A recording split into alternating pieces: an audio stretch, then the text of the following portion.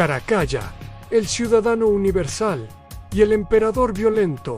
Prólogo a El hijo del soldado y la sombra de la púrpura. En la Roma del cambio dinástico, esa que había aprendido a leer el poder en el brillo de las lanzas y no tanto en la elocuencia del Senado, nació un príncipe que reuniría en sí mismo dos fuerzas antitéticas: la búsqueda de igualdad jurídica y la brutalidad del poder militar. Marco Aurelio Antonino, conocido por la posteridad como Caracalla, fue el emperador que proclamó la ciudadanía universal y, al mismo tiempo, quien transformó la política en una operación a fuerza de espadas y terror. Hijo de Septimio Severo y Julia Domna, educado en la corte de la tetrarquía severiana, gobernó de 198 como César y desde 211 hasta su muerte en 217 como Augusto. Su figura es un espejo cortante a magnánima en ciertas declaraciones formales, feroz y despótico en la práctica cotidiana del gobierno. Y orígenes y conducta de la Sagrada Familia, formación y ambición. Caracalla nació en primavera del año 188 en Lugdunum, la moderna Lyon, en el seno de una familia que ya aspiraba a representar la nueva multiculturalidad imperial. A padre africano, madre de origen sirio, la provincia se mezclaba y de allí surgió un hombre que nunca fue completamente romano en el sentido tradicional, pero que encarnó la romanidad imperial por la fuerza de la toga y la espada.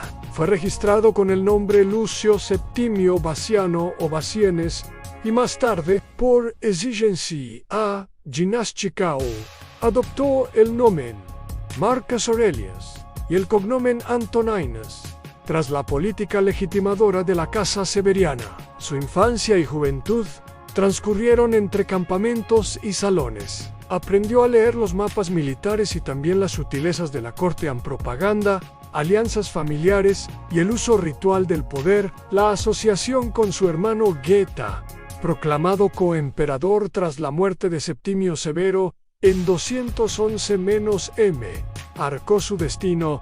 La convivencia fraterna sería breve, intensa y final. Segundo, de César a Augusto, el tránsito de 198 a 211, nombrado César por su padre en 198. El joven Bassiones Caracalla acumuló experiencias de mando y el favoritismo del ejército, que veía en los hijos de Severo a continuación de una política que privilegiaba la fuerza castrense. Tras la muerte del emperador, la delicada elección sucesoria pareció concebida para la paz. Caracalla y Geta gobernarían juntos, pero la doble figura imperial carecía de prácticas de reparto pacífico del mando. Las tensiones personales, rencillas, intrigas de palacio y la presión de consejeros avivaron la rivalidad. Los meses compartidos en la púrpura fueron de escaramuzas administrativas, de cortesanos que escogían bandos y de desconfianzas crecientes. La alianza dinástica fracasó no tanto por falta de legalidad como por una cultura política apreciadora del monopolio. La igualdad institucional entre dos hermanos resultó insostenible cuando la lealtad de las tropas y los recursos preferían un único foco de poder. Tercero, el fratricidio y la instauración del terror. La eliminación de Geta en diciembre de 211. La tensión alcanzó su cenit. En medio de intentos de reconciliación públicos, entre abrazos protocolarios y promesas de concordia, se produjo lo que la historia llamaría una ruptura irreversible. Caracalla, con redes de apoyo en la Guardia Pretoriana y el ejército, organizó la eliminación de su hermano Geta. La escena final fue brutal. Geta fue cercado y asesinado en el interior del palacio, y el resultado fue una purga que extendió la mano del miedo por los pasillos del poder. Las consecuencias fueron inmediatas y simbólicas. Decenas de personas relacionadas con Geta fueron ejecutadas o proscritas. El Senado fue forzado a renunciar a su oposición. Las inscripciones que mencionaban a Geta fueron borradas o damnificadas. Una damnatio memoria que pretendió convertir a la historia en un paisaje limpio de disidencias. Caracalla, consolidada su posición, gobernó desde entonces con el recuerdo de la sangre fraterna como garantía de que la división no volvería a amenazar su trono. Cuarto, políticas de ejército y la economía del poder, aumento de soldo y fiscalidad. Una vez único Augusto, Caracalla supo que su trono dependía de las lanzas. Reforzó la paga de las tropas, continuando y ampliando políticas establecidas bajo Severo, y aumentó los donativos a los militares. La lógica era clara: el ejército costaba, pero aseguraba la estabilidad. Para sostener ese gasto creció la presión fiscal, la extensión de la ciudadanía, que él mismo impulsaría formalmente mediante la Constitutio Antoniniana. La creación o intensificación de impuestos sobre la propiedad y la especial atención a los proveedores del ejército fueron parte de una economía de guerra permanente. Estas medidas cambiaron la naturaleza del Estado. La riqueza fue organizada para sostener fuerzas armadas permanentes, y la política se ajustó a la urgencia de pagar legiones. La consecuencia fue una administración fiscal más invasiva y la percepción, entre senadores y burgueses, de que la monarquía usaba la máquina estatal para comprar lealtades. La Constitutio Antoniniana 212 en Ciudadanía y Cálculo Fiscal.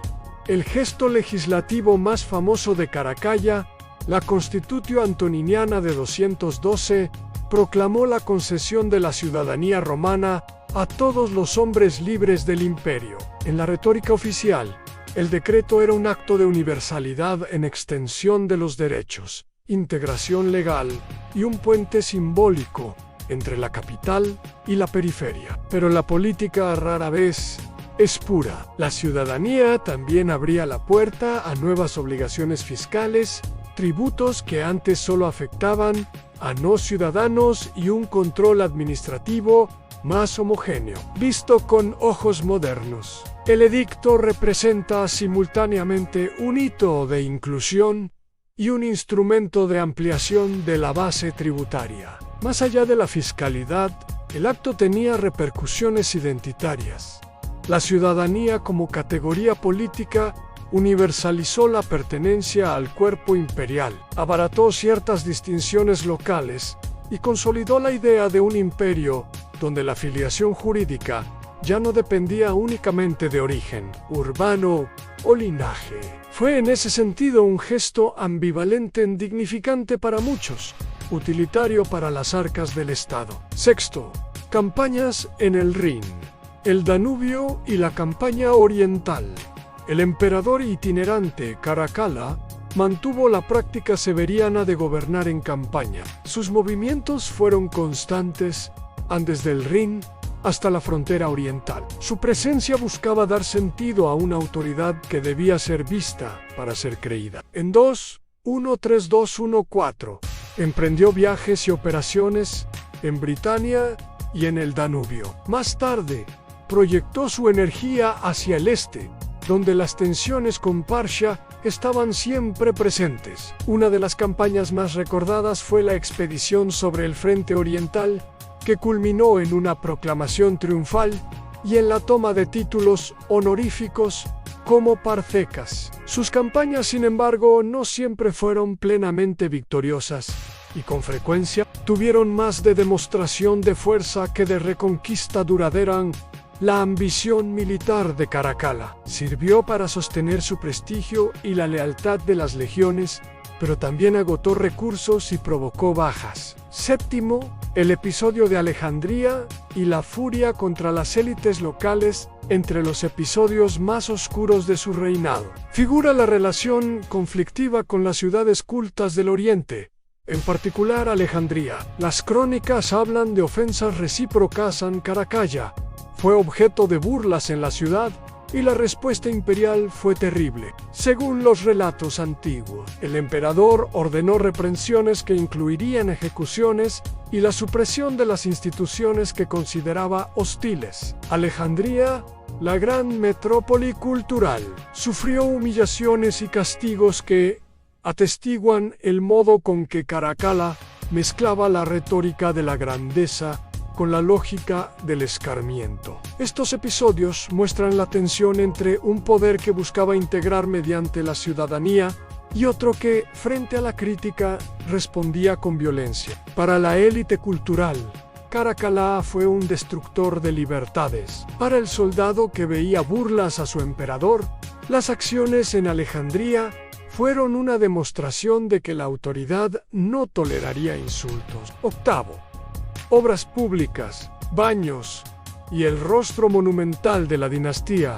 Aun siendo brutal en política, Caracalla tuvo sentido de la representación urbana. Las termas de Caracalla, inauguradas en la década de 2122-17, son su legado monumental mejor recordado. Ese complejo termal no fue únicamente un disfrute público, fue una afirmación de la capacidad estatal para el bienestar y la monumentalidad. Los baños articulaban funciones sociales, cívicas y propagandísticas. Representaban la idea de un imperio que provee y que, a través de la magnificencia de la obra, domesticaba la memoria colectiva. Las termas, con sus espacios de ocio, gimnasios, bibliotecas y salas de reunión, simbolizan la doble faz de Caracalla. Por un lado, un gobernante que quiso inscribir su nombre en la ciudad eterna. Por otro, un tirano que creó grandes obras con recursos expropiados y con un estilo que no rehuyó la espectacularidad. Noveno, conspiraciones, asesinato y el fin en las vías San 217 y la muerte en Kerry. El 8 de abril de 217, mientras se desplazaba hacia la frontera oriental, Caracalla fue asesinado cerca de Kerry, en la Mesopotamia romana, por un oficial de su comitiva, un centurión llamado Julio Marco, según otras versiones, a manos de un oficial que actuó por encargo de Macrino. Las circunstancias muestran la fragilidad de un poder sostenido por la fuerza. A las lealtades eran tan personales como volubles, y la muerte del emperador destacó la ironía trágica de una existencia vivida permanentemente en campaña. El asesinato abrió una secuencia de legitimaciones rápidas a Macrino. Asumió la púrpura por un breve lapso, pero la vetusta maquinaria dinástica, con Julia Domna aún viva y la familia severiana con redes, pronto restablecería otras dinámicas. La caída de Caracalla dejó al imperio con la sensación de un poder que se reproduce mediante la violencia y que no posee un sistema de sucesión estable fuera de las armas. Epílogo: el balance de la ciudadanía y la violencia. Paradojas de un reinado. Caracalla es una figura de contradicciones agudas. En su breve reinado combinó un gesto, la concesión formal de la ciudadanía, que sería leído siglos después como avance legal y factor de integración, con una práctica cotidiana de gobierno basada en el terror, la compra de lealtades y la represión de las élites. Fue emperador que quiso universalizar la pertenencia jurídica y al mismo tiempo gobernó mediante la exclusión física del adversario. Sus políticas reconfiguraron el tejido fiscal y administrativo del imperio. Su violencia minó la confianza cultural y política en muchas provincias. La posteridad lo recuerda con dureza en las fuentes antiguas, muchas de ellas redactadas por élites resentidas o por historiadores moralistas. Ofrecen un retrato a la vez fascinante y condenatorio, pero más allá de la diatriba, su obra plantea preguntas perdurables. ¿Qué significa extender derechos cuando la misma autoridad que los concede vive en estado permanente de excepción? ¿Qué precio paga una ciudadanía si la infraestructura estatal que la sostiene se vuelve extractiva? Legado material y jurídico. Las termas de Caracalla son todavía testimonio físico de su visión de la ciudad un espacio público monumental, masivo y diseñado para la exhibición del poder. La Constitución antoniniana quedó como un acto mayor de reordenamiento jurídico, que facilitó la administración imperial y la tributación homogénea. Más tarde, esa universalización de la ciudadanía alimentaría procesos de romanización cultural y jurídica, en el largo plazo. Cierre en el emperador que fue puente y espada. Caracalla encarna una lección histórica inquietante. El mismo monarca puede ser fuente de derechos y, simultáneamente, de terror. Su gobierno mostró la potencia simbólica de la ciudadanía extendida y la lógica brutal de un imperialismo militarizado. Murió por la daga que él mismo, en vida, había hecho parte constitutiva de la política. La figura resuena. Aún en ella se leen las tensiones permanentes entre inclusión formal y coacción real, entre la universalidad de la ley y la fragilidad de un orden sostenido por el miedo. Así concluye la crónica de Caracalla, el ciudadano universal y el emperador violento, un príncipe que quiso fundar una pertenencia amplia y en paralelo mercantilizó la lealtad y endureció la política hasta convertirla en oficio esencialmente bélico. El reinado de su resulta, por tanto, una meditación amarga sobre el precio de la estabilidad, especialmente cuando ésta se adquiere a costa de dinero y sangre. Es un recordatorio de que la paz a menudo viene con un alto costo.